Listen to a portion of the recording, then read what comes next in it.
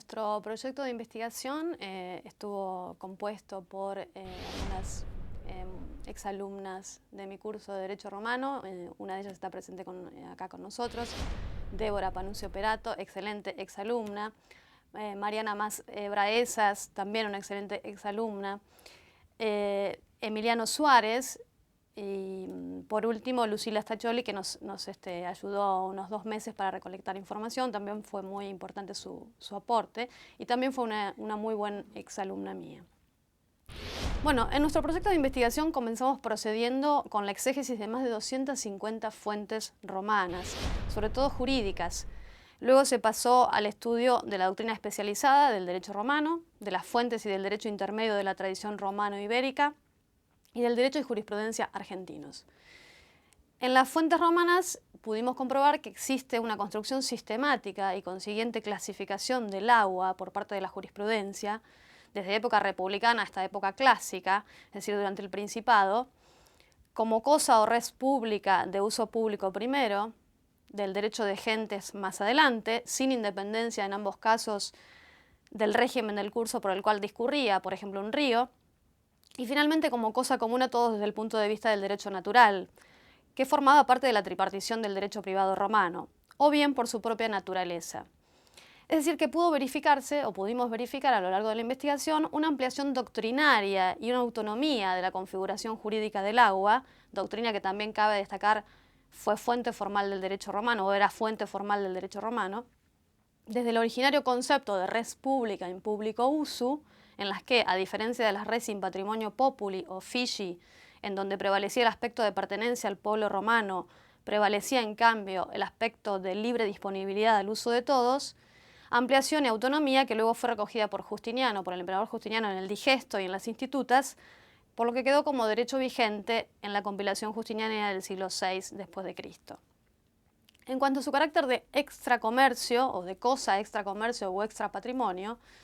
Publica Humani Iuris, clasificación que aparece por primera vez en la obra de Instituciones de Gallo, jurista del siglo II después de Cristo, es decir, del periodo clásico,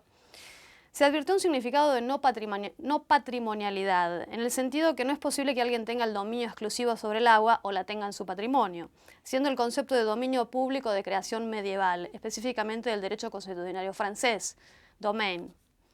Por lo tanto, Gallo considera que como cosa pública no están los bienes de nadie, sino en la universalidad o en la comunidad, concepción que duró y permaneció en la compilación justinianea, no obstante que allí, como dije anteriormente, se amplió la categoría de cosa pública a cosa común a todos. Sin perjuicio de ello, pudo verificarse también que algunas fuentes romanas de inicios del Principado hacen alusión a la concesión e incluso a la venta del agua sobrante, así como a la concesión de tramos exclusivos de agua del río, con lo cual fue revisada esa idea de extracomercio o extrapatrimonio hasta corroborarse que se utiliza en un contexto cuyo significado es el de que las cosas públicas por las que no hay comercio, porque no están en los bienes de nadie,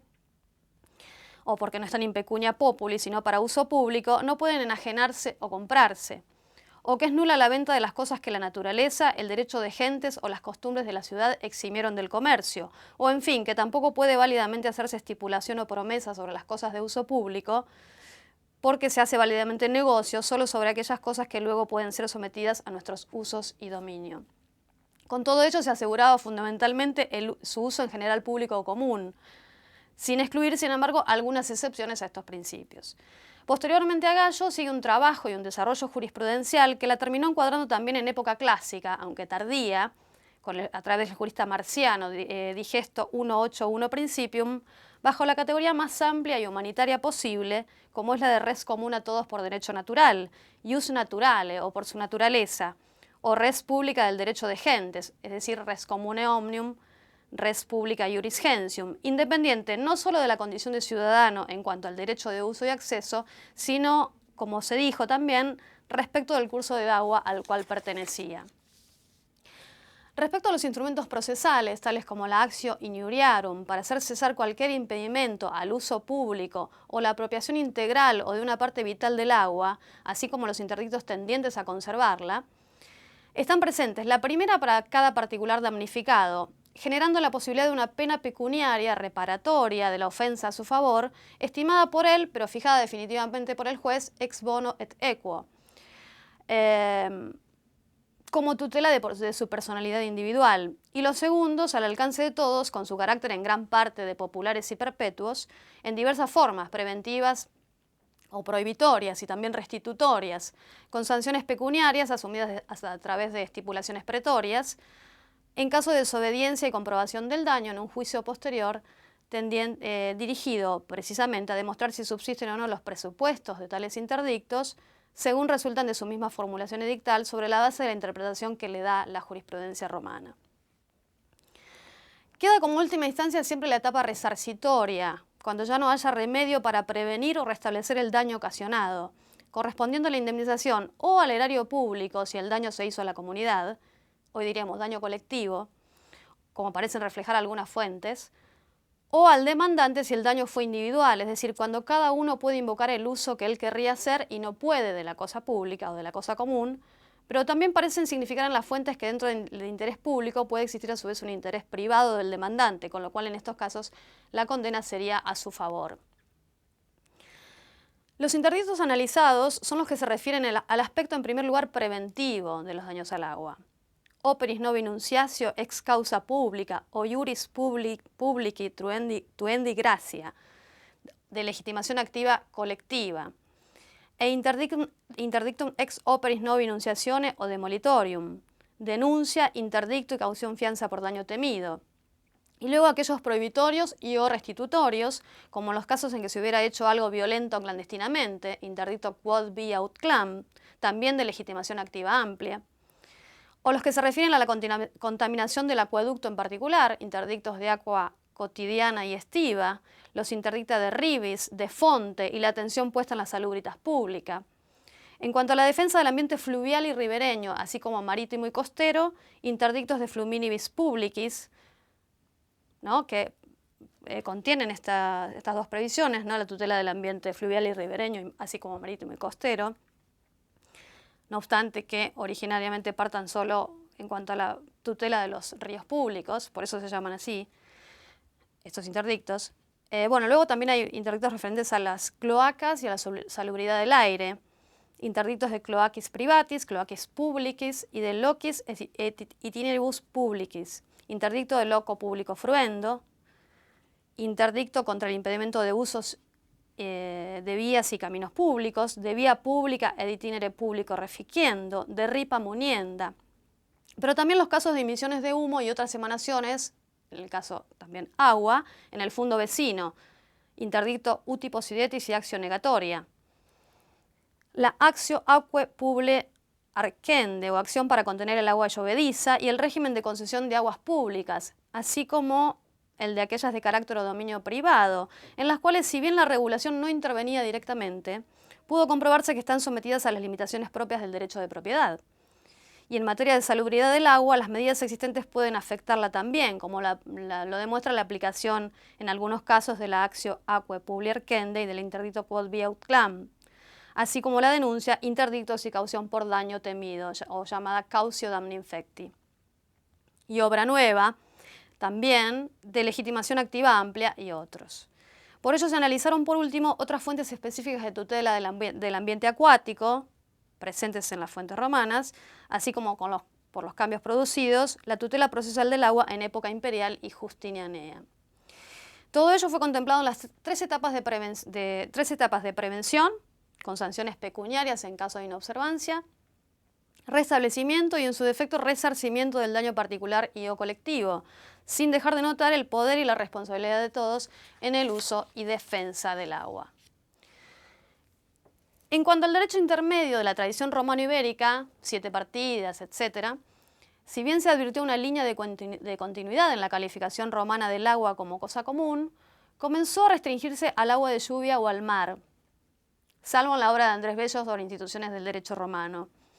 No obstante que el concepto de dominio público nace en el derecho consuetudinario francés, como se sostuvo precedentemente, su idea ya estaba bastante presente en la clasificación sistemática de las cosas en el derecho romano, en donde se distinguía entre las res publicae y las res private. De allí que, en definitiva, el derecho constitucional francés y luego los codificadores, comenzando por el Código Napoleón, no hicieron sino otra cosa que extraer esa noción de la tradición jurídica romana y remitirse a ella. No se sirvieron, sin embargo, de aquella categoría de cosas mucho más amplia, como fue la de res publicae iuris gentium o res communes omnium, entre las que se incluía el agua, y que encierran un concepto diverso del dominio público. La primera modificación afectó entonces a la categoría, heredada del derecho romano, de las cosas comunes a los hombres. Estos bienes, excluidos del comercio, cuya utilización correspondía a todos los individuos y cuya guardia y custodia recaía ahora en los reyes, empezaron progresivamente a ser considerados por algunos juristas como parte del dominio de la corona. Tesis que tuvo especial aceptación en Francia e influirá en la identificación que los revolucionarios franceses hagan de las expresiones dominio público y dominio nacional en el momento en que aborden la cuestión de las cosas públicas.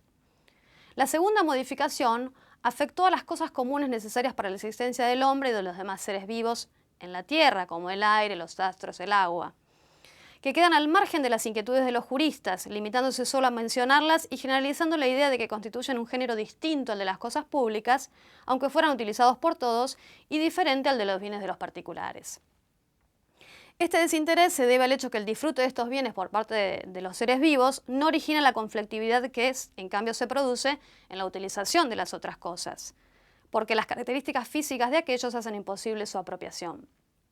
Así, y sin perjuicio que se seguía recordando la división tripartita de las cosas comunes del derecho romano, la clasificación de las cosas públicas quedó reducida a bienes de la corona y bienes de las ciudades, después de que en la doctrina se dejara de prestar atención a las cosas comunes a los seres vivos y de que las cosas comunes a los hombres se incorporaran al dominio de la corona, lo que significó un aumento del patrimonio real. Luego, la legislación revolucionaria y la codificación civil francesa transformaron el dominio de la corona en dominio de la nación, cuando, una vez que ésta sustituyó al monarca como titular de la soberanía, y utilizándose a partir de entonces indistintamente como sinónimos los términos dominio público y dominio nacional. De igual manera, desde los tiempos mismos de los primeros descubrimientos, se ve a los legisladores españoles preocupados por mantener y fomentar en las Indias la existencia de bienes comunales. Fue este principio uno de los que más persistentemente influenciaron toda la política colonizadora del Estado español en estos territorios. La experiencia secular, adquirida en la metrópoli y en las luchas por la reconquista nacional, había puesto de relieve la importancia económica de la existencia de bienes de aprovechamiento común, como montes, pastos, aguas, para conseguir la repoblación de las comarcas ganadas a los árabes, conforme a la recopilación de 1680. Sin embargo, el derecho intermedio ya no prevé tampoco el caso de la acción de injurias como daño a la personalidad individual en caso de impedimento de uso de las cosas públicas, con lo cual esta acción terminó por diluirse. Sí están presentes, en cambio, sea la denuncia de obra nueva que la caución por el daño temido, la primera incluso en los lugares públicos, pero como sabemos no pasaron ambas al derecho argentino. La primera recién fue incorporada con la reforma 17711 de 1968 al Código Civil, artículo 2499 aún vigente. Los interdictos del derecho romano fueron transformados en acciones, y estas acciones se juzgaban sumariamente como negocios urgentes, del mismo modo que en la época imperial y justinianea, conforme nota el artículo 2501 del Código Civil argentino. Ello, unido a la influencia del Código francés en la incorporación de la noción de bienes nacionales o públicos y de dominio público del agua, determinó su configuración en el derecho argentino y el desinterés por la categoría de las cosas comunes, y no se pensó en lo limitado del recurso agua. Además, y como consecuencia de la creación de la noción de Estado como ente ideal, se confió su protección y defensa exclusivamente a la administración estatal. Con todo ello, el derecho y jurisprudencia argentina actuales parecen mostrar, no obstante, caracteres similares con la tutela procesal del agua en época imperial y justinianea, en cuanto a que en este periodo los interdictos, al desaparecer el pretor, se convierten en acciones sumarias con carácter de urgentes, como una acción de amparo, pero se le quita toda la riqueza y variedad de interdictos, acciones y o medidas preventivas, restitutorias o en su defecto resarcitorias que habían sido puestas en práctica en la etapa republicana anterior y que estaban al alcance de todos. Así como el concepto de agua como res o cosa común, por el jus naturale o por su naturaleza, lo cual parece más compatible también con volver operativa la tutela del derecho humano universal al agua, reconocido por las Naciones Unidas como Objetivo de Desarrollo del Milenio para 2015. Por ello, el principal logro del proyecto puede encontrarse justamente en ello, en ofrecer una visión más amplia e integral, sea del encuadre jurídico del agua que de su defensa procesal, partiendo de categorías e instituciones romanas que por las vicisitudes de la historia se modificaron y restringieron en el transcurso de los siglos y así pasaron al derecho argentino vigente, pero que sobre todo al compartir la misma tradición jurídica romana y gran parte de sus instituciones jurídicas fundamentales, pueden volver a replantearse y extenderse de acuerdo con las exigencias de resolución de estos problemas que para nosotros parecen actuales, no obstante que, como pudo comprobarse durante la investigación, también se plantearon los antiguos romanos en plena res pública. Bueno, asimismo, durante el desarrollo del proyecto entrevistamos a un informante clave, el doctor Antonio Brailovsky, ex defensor adjunto de la Ciudad Autónoma de Buenos Aires, periodo 1999-2003, y especialista en medio ambiente, quien dio cuenta del acierto de nuestra investigación, ya que criticó que nuestro Código Civil contempla solo dos tipos de propiedad, la privada y la estatal. Los intereses difusos no entran en ninguna de ellas, sí en cambio en la de bienes comunes. En la Ley General del Ambiente, el agua como derecho humano no está ligada a la idea de propiedad. Hay una contraposición o choque, por ende, entre el derecho ambiental y el Código Civil y entre el derecho urbanístico y el Código Civil. Los bienes comunes están relacionados con los intereses difusos y eso choca con el amparo, que tiene una legitimación activa restringida en la Constitución Nacional, salvo en la Constitución de la Ciudad Autónoma de Buenos Aires y tal vez en algunas provinciales. Por lo tanto, la Constitución de la Ciudad Autónoma de Buenos Aires es más amplia en derecho ambiental. Por otra parte, el procedimiento de impacto ambiental en la Ciudad Autónoma de Buenos Aires es precedente al daño temido. La Ley 123 y 452 contiene una minuciosa descripción de los pasos del procedimiento. Propone entonces, nuestro informante clave entrevistado, dejar las medidas romanas para casos excepcionales y el impacto ambiental como procedimiento de rutina. En cuanto a la cautio damni infecti y a su posible incorporación al derecho argentino, considera que la estimación del monto del daño ambiental sería inmenso, incentivaría la contracautela. Tal vez se debería establecer una cantidad simbólica, porque el valor económico del daño ambiental es infinito. La normativa debería indicar entonces el procedimiento o método de cálculo, no muy alto ni muy bajo. Sería buena también una caución para remediar el daño producido. En fin, en cuanto al amparo, sostiene que existe mala voluntad judicial para otorgarlo, que hay ausencia de tribunales ambientales y que no hay fiscales ambientales. Sin embargo, según su opinión, habría que mejorar los amparos y no crear instrumentos que no se apliquen. Destaca además la existencia de medidas precautorias más abundantes y creativas en los fallos de la Ciudad Autónoma de Buenos Aires. Y cree que las medidas autosatisfactivas son peligrosas, entre una de las preguntas que le hicimos, porque bueno, son tomadas inaudita pars, no tienen en cuenta la irreparabilidad del perjuicio, entre otras cosas, que son utilizadas mucho hoy en causas en materia ambiental. Bueno, entrevistamos también en ocasión del viaje a Roma de junio del año 2012 al juez de la Corte Constitucional Italiana, profesor doctor Paolo Maddalena, autor entre otros del libro Danno Pubblico Ambientale, República de San Marino, 1990. Una copia fue donada en esa misma ocasión por el autor a la biblioteca de la Facultad de Derecho de nuestra Universidad de Buenos Aires. Autor destacó, entre otras cosas, que luego de las conquistas los romanos se vuelven poseedores de otras extensiones territoriales,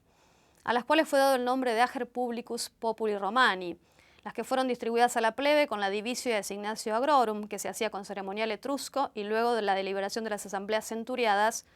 o de los plebiscitos, ello es, de actos soberanos del pueblo. Se vuelve entonces necesario distinguir los bienes comerciables o comercializables, las res private y las res in pecunia populi, y por otro los bienes extra commercium o extra patrimonium de Gallo, que fueron las res in publico uso de las cuales hablamos al principio. Tales bienes constituyen una tercera forma de propiedad común o colectiva de los romanos. En el tercer siglo después de Cristo, Marciano habló de res communes omnium, afirmando que son tales el aire, aqua profluens, mar y lido. Tales bienes pertenecen a la humanidad iure naturali e iure civil al populus romanus. Estaban fuera del comercio y constituían la cuarta categoría de bienes comunes individualizada por los romanos. En el 1600, con Grocio, esta categoría de las res communes omnium fue utilizada para afirmar la libertad de los mares. Hoy, en base a los varios tratados, son considerados res communes omnium el éter, la atmósfera, la estratosfera, los espacios interplanetarios, la luna y los planetas del sistema solar. La Declaración de Estocolmo de 1972 y la Declaración UNESCO consideran el ambiente igual a la biosfera. Para los romanos era suficiente hablar de tierra. Hoy, a causa de la contaminación, el bien tierra debe ser individualizado como una parte de la biosfera, es decir, a la luz del estado de los otros elementos. De allí que cuanto han dicho los romanos sobre la propiedad colectiva de la tierra se debe transferir hoy sobre el ambiente, según nuestro entrevistado. Y se debe hablar de propiedad común del ambiente en total y en sus singulares partes, según sentencias de la Corte Constitucional Italiana que cita 367 y 378 de 2007, 104 de 2008, 61 de 2009, 225 de 2009. Los bienes comunes pertenecen solo a comunidades territoriales, civitas, colonia, municipio. A su vez, fue posible hablar de todo el género humano después de Gallo y Ulpiano, que habían individualizado el ius gentium y el ius naturale. La relación es siempre con el territorio. La abstracción de los conceptos, según el autor, nos ha llevado fuera de camino. Entonces, no de Estado, sino de res pública es necesario hablar.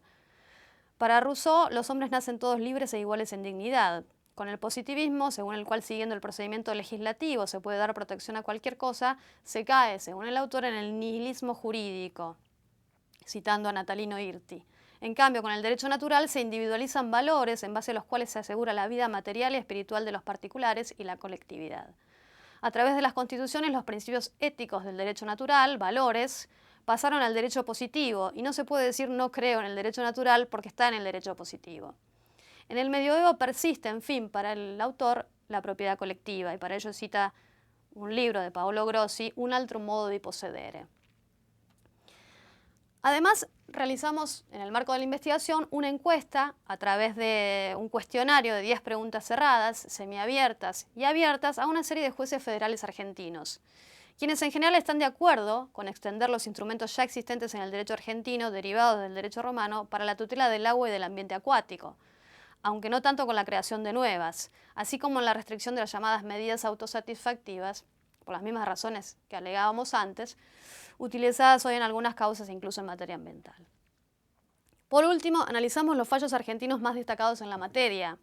algunos aún hoy en pleno desarrollo, como Mendoza, Schroeder y Palatina, Tandil, Cámara Pesquera, etc. Y realizamos un cuadro comparativo de la jurisprudencia argentina de los últimos 10 años, unos 50 fallos, 5 por año, dividido por campos: tipo de demanda, medidas solicitadas en la demanda y contestación, medidas autorizadas por el juez, interdictos, tiempo que transcurre entre la demanda y el dictado de la sentencia definitiva. De ello pudo comprobarse que el tiempo que transcurre entre la demanda, por lo general de amparo, un 70%, en donde se constata además la ausencia de aplicación de interdictos, y el dictado de la sentencia definitiva puede durar 2 años aproximadamente como mínimo. Entonces ello puede en definitiva resultar en un procedimiento no muy expedito o rápido.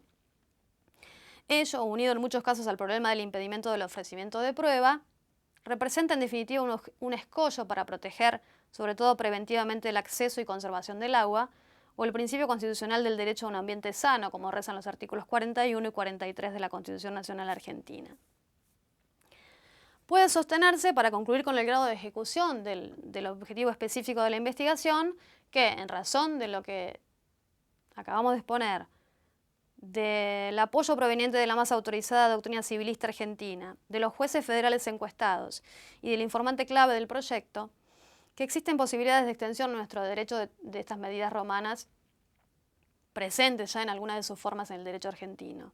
En el mismo sentido, y como un ejemplo más de ello, cabe destacar que Chile, al reformar su constitución en 1980, incorporó en su artículo 19, número 23, el concepto romano de cosas comunes, si bien la inclusión del agua en este es todavía materia pendiente. Lo mismo debe decirse en cuanto al cumplimiento del objetivo general y a la hipótesis originariamente planteada en el proyecto. Todo ello teniendo en cuenta que la acción de amparo o los instrumentos jurídicos y procesales que se usan habitualmente para resolver en forma rápida y efectiva los problemas que plantea la investigación, como pudo comprobarse, no están exentos de límites y dificultades de diversos tipos, lo cual pone en evidencia que del modo habitual implementado no se está logrando ni la prevención ni la restitución o restablecimiento de los daños causados al agua, y tampoco la resolución del problema de su acceso cuando alguien pretende apoderarse integralmente o de una parte vital de ella. Gracias.